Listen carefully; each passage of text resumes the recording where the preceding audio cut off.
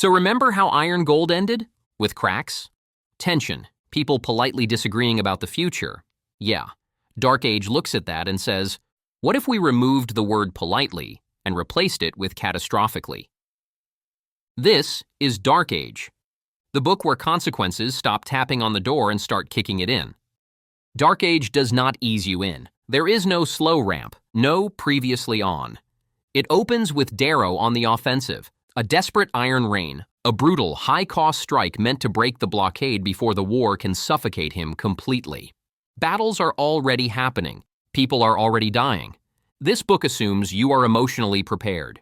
You are not. Darrow is still Darrow, decisive, relentless, convinced that if he just pushes harder, he can outpace collapse. This worked before. It does not work now. Because the enemies he's facing aren't just remnants of the old society. They're smarter, meaner, and perfectly willing to burn entire worlds to prove a point. Darrow isn't losing because he's weak. He's losing because the war has changed and he hasn't caught up yet. Dark Age strips wore down to the studs. No speeches, no symbolism, no clean victories. This is starvation. This is civilian slaughter. This is commanders choosing which cities are acceptable losses. Pierce Brown does not look away here.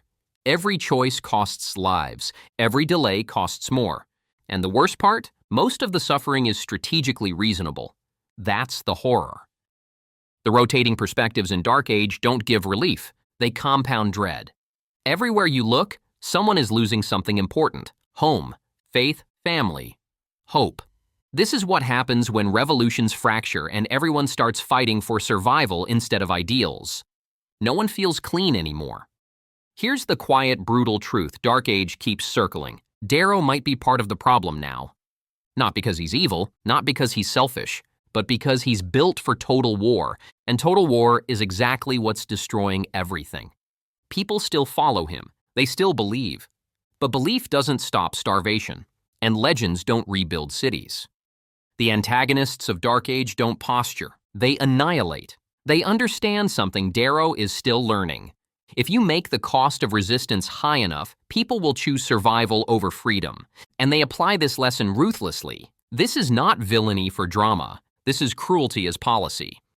Plans unravel, allies die, positions collapse, and then the war breaks all at once. A sudden arrival, overwhelming force, weapons that turn the sky itself hostile. What looked like momentum becomes massacre in minutes. This is the turning point.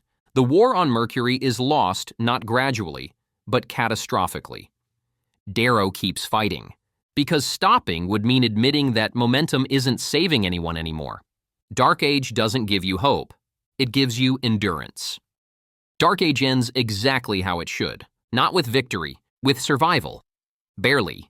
The government on Luna falls, Mars holds. The enemy is ascendant, and everyone is exhausted in a way sleep can't fix. The future is uncertain, which might be the cruelest ending of all. This was Dark Age, the book where the cost of everything finally comes due. Next is Lightbringer. And somehow, after all of this, it asks whether restraint is still possible.